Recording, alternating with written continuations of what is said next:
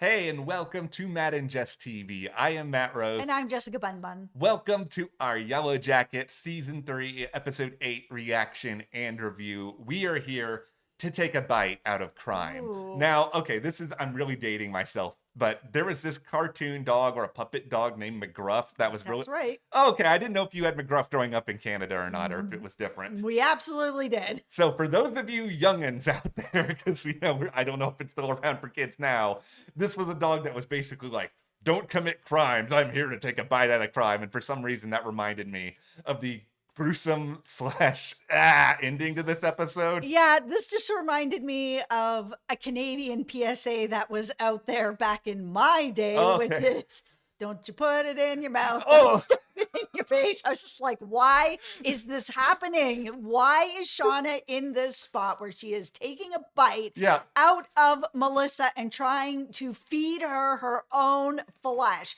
They've done some disgusting things on this show, but this is something else. Why is this show making us think of childhood PSA? I don't know. This is I will say this, it's a very good episode. Yellowjackets. This season, it's interesting. I think that they've really found themselves. Season 2 had a lot of stumbles. This season had some stumbles, but they've really picked it up these past few episodes. And even with this whole Melissa reveal, I mean, it's not like it's a surprise that Hilary Swank is playing Melissa. Like a ton of us out here kind of suspected that that was the case.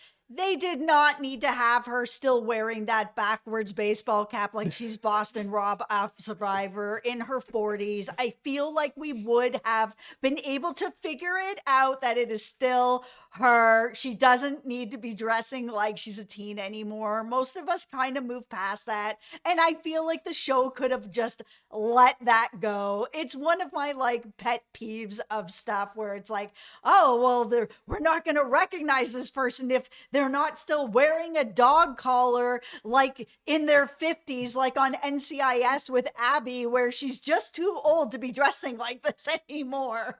Hey, Shauna, did you know I was on the Survivor? Do you see my Survivor crossover? Yes. Also, Boston Rob, you need to stop wearing your hat backwards as well. You are in your 40s. So I agree. I agree about the backwards cap thing. I will say that the smart thing that they did with the Melissa reveal, and I'm not sitting here and being like, no one in the world saw this coming, because it's a big fandom. I'm sure some people did, but the idea that, okay, she's with Alex, Hannah's daughter, and that was a way to tie that together. I thought that was pretty smart. I did not expect that. I did not see that coming. That one blew my hair back. Yeah, they did a good job of being like, okay, you might have been right on this, but a lot of you were not right on this other part of it. And I like being wrong. We all need to embrace that with shows like this. It's great when we can predict some things, but also when we get some fun kind of twists and turns at the same time. I did not expect it. It was such a good twist.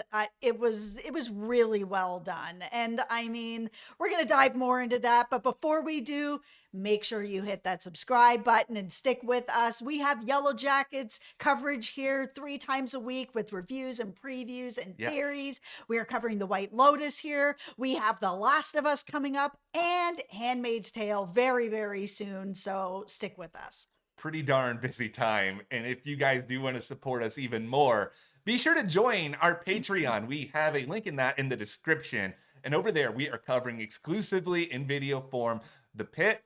Bosch Legacy just began. We are covering that over there. And moving forward, we will be covering Andor as well for all of you Star Wars fans. This is basically like the cream of the crop when it comes to Star Wars shows. And thank you so much to everyone who is supporting us on Patreon. That really does help us, and it means the world. Okay, so we learned that Melissa is now going under another name. She is pretending to be somebody else. She has faked her own death so that no one would come looking for her.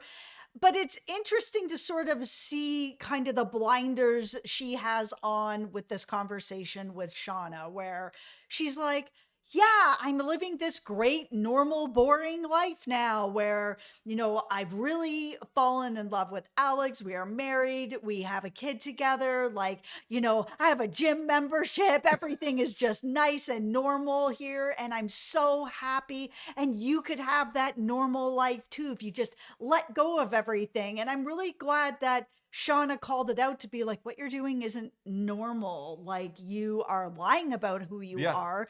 You've changed your name. You haven't told your wife anything about who you are. She doesn't even know your actual name. She doesn't know anything about your past or what you've gone through. How can you say that you're actually like living the dream when you're living a lie? This is the most interesting thing about this show in a way, just viewing it psychologically. Like there's different Yes. methods to dealing with major trauma. There is you Yes. can actually go to therapy and try to get through it, try to deal with it, which ironically nobody on this show seems to be all that willing to do. You No. have the Shauna strategy, which is just spiral out about it, not really deal with it, but also not forget about it. And then you have the Melissa strategy, which is just bury it Right. so far that you never have to think about it, but at Mm-hmm. the same time you're not it's not like it's going to evaporate. She's not going through the severance procedure here and she is any Melissa and she just doesn't know what happened. Yeah, here's the weird thing about this whole strategy that Melissa has, where Yeah. she's like, okay, I'm this new person. My life is perfect. I've faked my death so no one can find me. So I'm gonna mail this tape to Shauna. It was very strange. I was just like, okay, if the last bit of your therapy that you're having is to release this tape away from yourself, to let it go, to let go of that guilt, then why aren't you just burning it? Like, just destroy it, have it be done. Because once you give it to Shauna, or you give it to anybody, especially Shauna, Yeah. then it's going to open up this can of worms of like, okay, well, who brought it back? Well, the two people who were close to her are these two people, but we do know the connections were going to come together to get to Hannah, to get to Hannah's kid, to then get to Melissa. I don't know why Melissa would have blown up her life like that.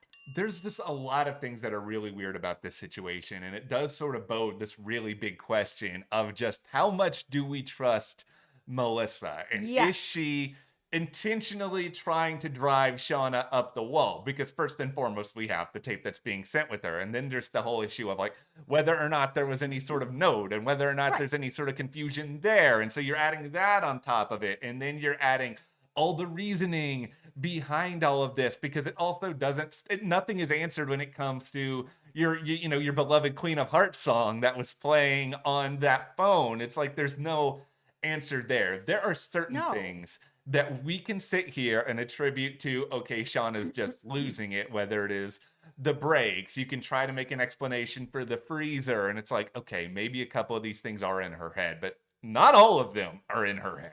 No, this missing note is one of two things. Either Callie has this note and she just gave over the tape and she didn't give over the note, Yeah. or the note was never there. And this was really just Melissa playing games. Is Melissa playing games? Like, what do you guys think? Do you think she's being honest? To me, the biggest, like, glaring error in all this is that she sent the tape out, and that instead of just destroying the tape, if it's time to let go, Yeah. burn the tape, make the tape disappear. Don't send out evidence of, a death, a murder, this confession on it, this goodbye on it. Why are you sending it out at that point? You do have this really Yeah. important life that you have built with Hannah's daughter, and you are going to put that tape that could blow that all up into the hands of anybody else. None of this is making any sense. Yeah. Sorry, Melissa. I don't know if I really trust it. I don't know if I do either. And I think what's made all of this really smart from the writing point of view is just that they've kind of given themselves plausible deniability on a couple of different ways here when it comes to whether we can trust Melissa or not. Because Right. we could sort of be like, okay, maybe this therapist is just really bad at their job and they're just giving her some really terrible advice and she's not thinking certain parts of it clearly. But at the same time, it's very weird. She sends this tape out, even with a note, even if she just like wrote on the envelope everything. It's still weird that you're giving yourself such a big risk factor moving forward that you're throwing this out here into the universe. Yeah, especially in putting the Yellowjacket symbol on it. You could have just wrote Shauna's name on it. Like, something isn't adding up here. So then we get into the Shauna of it all. Is this going on in Shauna's head and she's just having a break? Or is this being done to her to send her into a break? And, we saw a little bit in the past with Shauna and the rescue where, Shauna, Ty, Lottie, they're like, no, we're not going. And Shauna being like, and neither are you. And we see that Melissa's like ready to go and she wants to go. Is there a break that's going to be coming up between these two girls in the past Yeah. that is now manifested into these women in the present where Melissa's like, I will never forgive you for stopping me from being able to go, to taking away an option to be able to get out of here, because it feels like that's what's happening in the past. Yeah. Where for Melissa, the thing that's stopping her from really moving forward is what Shauna did to her in the past. And that is why she chose Hannah's daughter as her wife, as her love, as someone she wanted to build with guilt that she was feeling that turned into love and turned into these different things where she's like, but that one piece that's still hanging over me is Shauna and keeping me in the past and not letting me move forward. So now I'm going to gaslight her into thinking that she is, having this mental break. I'm going to get her to her own mental break because that's something she did to me. I think this is a situation where multiple things can be true through the sense that I think Shauna is clearly having some big issues in the present. Like, I think that's Yes. abundantly clear. I do also agree with you, though, that there had to be something big that happened in the past with these two women that justified Melissa doing what she did when they came back. Because even if you take the romantic component out of it in the past, like, it's still clear that they are very close. And it's interesting that they're not close at all in the present. So there's obviously something big that does happen there that may cause Melissa to want to behave in a certain way. And so whether it's conscious or not, like, she may have had some sort of subconscious motive of, oh, I want to try to find a way to get to you with this tape, which maybe is explaining that idea of, okay, maybe there wasn't a no, and maybe you're going in that direction with it, that it is all this psychological thing. I think the biggest problem I'm having with everything right now and fully getting into the, oh, this is just into Shauna's head, like, I can't get there because of that phone, because of that song. It's just too specific. And if they try, Yes. if they try to like Fight Club or Mr. Robot this situation where we find out later that it wasn't actually that song that was playing and we were all I am going to be furious. I am going to throw things. I am going to scream. I'm going to be so mad. Yeah, you can explain away that, sometimes cars just fail. It is Yes. what happens. You can explain that freezers can shut. Mhm. That can happen. But that phone, Queen of Hearts, Juice Newton, no, that is just too far a coincidence. That feels like it was absolutely happening. Yeah. We saw sort of a half shadow of someone with longer blonde hair that was there. I feel like Melissa is gaslighting her to get her to this breaking point, but I don't think that Melissa thought that she was ever going to be found. I think there is a pretty good chance of that, where she just wants her to feel kind of what she's felt. And this may just be because she's hit a specific point in therapy where all of this has kind of come to a head. Yeah, and it may also be related to Hannah because Hannah ended up being pretty close to Melissa. That's what they Yeah. said, right? So, and now she's with her daughter and they're married and in love and have a kid. Like, maybe this is more about revenge for Hannah, for her daughter, for just this feeling of like, this is my family. Like, Hannah would have been, my mother-in-law. Like, Yeah. this is my family. And I feel anger towards whatever Shauna did in the past to Hannah with the tape, with whatever it was. We don't have all the information No. yet.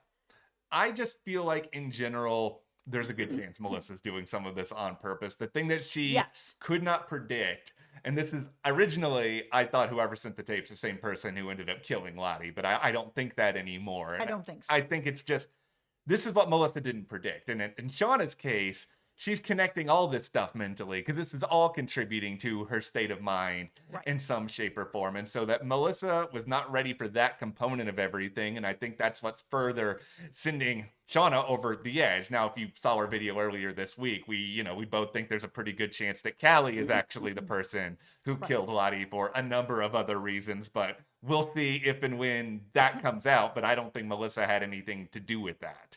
And if there was actually a letter that was in there as well, that could also then, if Callie kept it and didn't give it and only gave the tape and kept the letter, if there's information in that letter, Yeah. that might be contributing to why Callie's been searching for answers, following her mom, possibly killing Lottie. Okay, let's just before we even get into the absolute gruesome moment at the very end, the seconds leading up to this, we see Melissa bring Shauna some water, and she quickly, her hand goes over the knife. So I think the question here is that, was Melissa trying to take out Shauna in that moment, or was Melissa sensing that Shauna was not going to leave unless she found a way just to get some element of power over her? Yeah, that's the thing is I think Melissa felt like she was in a no-win situation at this point. I Yeah. don't know that Melissa was going to kill her, but she may have been like, if I can just get this knife away from her, maybe I can like just chuck her out the house. Yeah, I don't think this was some long game plan so that Melissa could No, lure Shauna there and try to take her out. But I think what she no. once again is underestimating. She's underestimated Shauna on two different occasions. One, because she doesn't have all the information, and two, that Shauna is still capable of so much of this. And to be fair, many years removed, or even 1 year removed, I don't think you're ever going to predict that someone is going to pin you to the ground and then bite off a part of you and then be like, here, eat this. They've done a lot of discussing things Yes. on this show. We've seen them already eat people in the past. Yeah. Most of it seemingly was like, okay, we're kind of out of options. We don't have food. It's the dead of winter. We're going to Yeah. do this with Jackie. We're going to do this with Javi. They ended up doing it with Ben where they didn't need to do it. They had other food options. So to get now to this point where Shauna's doing something like this in the present, Yeah. I mean, she's really been pushed to the edge, but do I think she's been pushed to that edge? No. No, I think it's another reminder just how off the rails she's gone. Yeah, I think the thing that really pushed her was that conversation where Melissa's basically like, yeah, my life is great. Yeah. You know, I've got this great wife, this amazing child. Look at this beautiful home. Everything is nice and wonderful and love. And my family loves me, even though she's living a lie. Yeah. And then on the other side, where Shauna's like, yeah, well, you know, my life is great too. And my kid knows everything and she still loves me. And Melissa's like, really? Does she still love you? And I think that's the moment that really just cracked it for her, where she was like, oh God, you know, like, does my kid really love me or not? I know it's complicated, but I think Callie does actually really love her, knows a lot about Yeah. what she's gone through and does still love her. I think that conversation that Callie had with Jeff, where she was like, Dad, we really need to look at Mom for who she is and just love her. It's true. I think Callie very much loves her mom. I think Callie wants to connect with her mom in a lot of ways that kids always want to connect with their parents. It's just, well, Shauna's a very hard person to connect with because she has all these secrets. She's only starting to really come to terms with a lot of it. But since we're here with Callie and Jeff, let's have a brief Jeff conversation. Jeffrey, I have supported you many times over the years. What are you doing with these idiots? Why are you focusing? Joels. Why are you focusing on the Joels? Right. This is the thing, and this is why it's kind of impossible to ever get fully behind Jeff, even though there are times when I want to. He never focuses on the right things. He just seems like that guy who wants to have a new job every couple of weeks, and he's going to claim that he's an expert at that job and that everybody should always hire him. Absolutely. But I did like to see him and Callie kind of come together and be like, okay, we both agree that no one is after Shauna and it's Yeah. time to just go home, collect our, you know, mom and deal with it that way. Collect our mom, collect our wife, bring her home and be a family again. I have one message for you, Jeff. Good luck with that. I do not think it is going to go well for you at And all. let's talk quickly before we go into the past. Yeah. We will talk about Ty and the fact that it's much more confirmed now that Yeah. it is dark Ty that is here and that, our good Ty is being kept away from Van, and seeing that scene between the two of them where, Ty is out there kind of banging on the door to get in, and dark Ty being like, listen, if I'm not here, we're going to lose Van. And seeing her even go to like this hospice room Yeah. and scare this guy into a heart attack by accident, being like, does that count? I didn't. It's so dark. It's so funny. It's so dark. It's dark, funny, disturbing, everything. I love the gallows humor. Everything that this show is. But if you're watching Yellowjackets season 3, you at this point kind of know what's happening here. Yes. I still feel like we're probably going to lose Van this season, and I'm still extremely worried about it. I think that this dark Ty part of it is just throwing a couple of wrinkles in here because I think they're trying to prolong it as much as they can, because I think this show wants to keep the mysticism alive for as long as they can. But even if Van goes at this point, there's still going to be elements of that. Like, even Lottie's dead now in the present, and are we all not thinking about that stuff anymore? Yeah. It's still out there. We're still thinking about it. Okay, let's go back to the past, because there's still quite a bit of stuff going on here with the great divide of leave versus not leave. Okay, beep, bop, bop, bop, boop. Okay, we are in the past now. Yes. Okay, I was so mad watching all of this. Like, I was so mad. I understand it, because I felt like there was going to be at least one person who was just going to be like, no, we can't go back. And it felt pretty realistic to me that it was going to be Lottie because of her connections to the quote unquote wilderness. I don't want to sound mean, but at the same time, if those people want to stay there, if Shauna wants to stay there, whatever, I think at a certain point it's just like, well, I'm sorry. I'm going to go and actually fulfill that fantasy of rolling around in real sheets. Like, I don't want to be out here because eventually something's probably going to happen to me. That whole sequence where they're drinking a Slurpee Yes. and rolling around the sheets, it was so wholesome, Yeah. which is something that this show typically doesn't bring you. But seeing just that relief, that idea of like things could go back to normal, I could be home, I Yeah. could be doing something as simple as just sleeping in a bed, just having a slushie, just things that all of us take for granted. It was so frustrating to see Shauna actually be like, you're not going either. And I'm just like, why? Like, I understand you want and have this need to have control over everything. Yeah. If you guys want to stay, stay. But why do they have to stay? And also, how are you going to make them stay? You can say, oh, nobody's going anywhere, but it's like, you're outnumbered. For Well starters. outnumbered. Like, yeah, we know that they have some fighting equipment, I guess we can say, in the wilderness, but I just don't know how much you're really going to be able to do about this. Yeah, no, I was wondering that as well. How are they really going to be able to stop this? Well, here is where it's time to put on the tinfoil hat. Okay, tinfoil Because hat.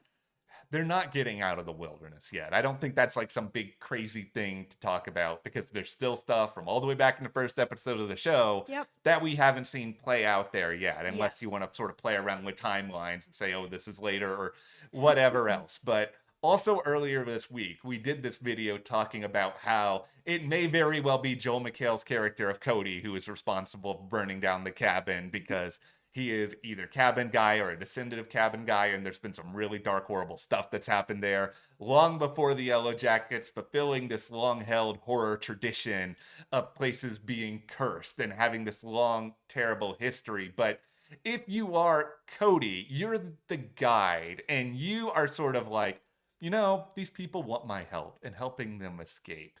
Do I really want to help them escape? Am I just going to lead them out somewhere, wait until the middle of the night, and then just try to take them all out? I think that he's just going to try to kill them. And I don't think that they're going to actually get to an escape, because if Cody is really about, I need to make sure nothing that ever happened in that cabin goes to light. And I think that's why he helped to have that whole play fight where the communication got destroyed with Hannah.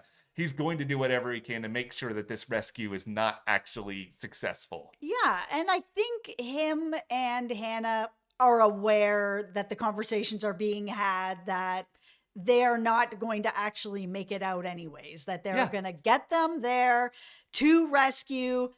And then what happens? There's like part of the group is like, hoping that they'll all go and that they will take them. And then there's part of the group that's like, no, we'll get them to take us to rescue and then we'll kill them there.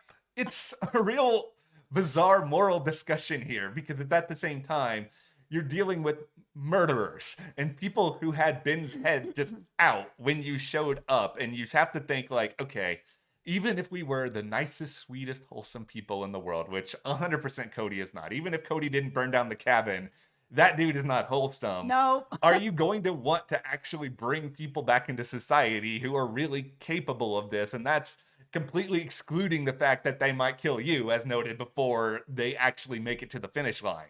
I want to give Yellowjackets some props here for having a really difficult conversation that needed to be had with the girls, being Ty and Van, where they're like, Van really wants to go back and she's feeling like her and Ty will able to be together freely. This is back at a time where things were kind of starting to change to where people could openly love who they want to love, but it wasn't there yet. So I understand Ty being concerned that they were going to have trouble being able to go back and freely love each other and be together in a relationship.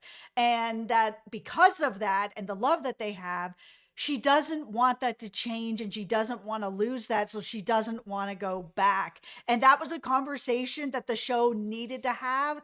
And I was a bit worried that they weren't going to have it. So I was really happy to see that they did. Yeah, I was worried too, mostly just from the vantage point that the show itself has hit it home time and time again that they have basically reformed the world to suit their image out in the wilderness. So they're all following their own rules. They're all doing their own thing. So what sort of connection are you ever really going to have with the outside world anymore? But they sort of showed at the start of this episode in particular that they were actively starting to kind of have their wheels turn again, even with really silly comedic moments. Like I laughed when they were like, did Mulder and Scully get together? And it was just like, okay, so that part of you is still there. But then you go to the serious level where there's like two major different things at work here that are both at work in this time period. Here you have two young women who love each other at a time in which that's really difficult. But then you also have a young white woman and a young black woman at a time when those relationships are also really difficult. And so you have them trying to think about the real world, what this means. And I think Van, because of Van's experiences and who she is, I don't think she's able to see the difficulties in the way in which Ty has, because, Ty has experienced a lot of it, I think, growing up in a way that's profoundly different. Yes. I mean, having a young white woman, young black woman, having the different races together during that time. Like my background is my dad is white, my mom is not. And that was in the 70s when it was even harder to have interrelational relationships back then. Like it was, props to them for, pushing through it and being in love and going there. Yeah. But even in the 90s, like on top of these two young women being together, which was also difficult, having a relationship between a white woman and a black woman also extremely difficult. They really are facing two very hard things during a time that was way less accepting. I think what's so interesting about where we are right now heading into the final episodes of this season is just this simple notion of we may be so close and yet so far. And this idea now, it's like now that they know an escape is possible, how much longer can you really keep them out there? And I think that's going to be a fun thing that they wrestle with because, this is probably not the final season here. There's more than likely a good bit still to go. So it's just, when do you want to take them out of this and how do you want to take them out of this? It's just, to me, for a multiple of reasons, including that, Cody has no real reason to trust him. Cody's probably done some bad stuff, and plus everything we saw in the pilot. I just don't think they're getting out of there yet. No, I don't think that there's any rescue spot that they're really going to be going to, and I don't think that he would lead them there. I think we're just going to have to see how things kind of get rolling. I think the arrival of Cody and Hannah and, Edwin, rest in peace. Like, there's something about that that's going to lead them to an end game a little bit down the road. But in Yellow Jackets, we trust at this point because they have earned a good bit of my trust back ever since they did the whole Shauna and Walter, Oh my whatever gosh. that was. Like, they have redeemed themselves these past few episodes. I will say that I'm also glad that they confirmed that Travis was making it up about Aquila, that he was just like, I just didn't want to take mushrooms anymore. No, that's great. By the way, I love that. I just love the idea that you can sort of use the weirdness of this show to kind of Yes. do whatever you want to achieve something. And that's very, I want to say mature, but it kind of is in a way to know what your surroundings and what to do with them. Yeah, I mean, he was really struggling with that. We saw Lottie was like pushing him and taking more and more and more mushrooms. Like, we could see that he was breaking at that point to be like,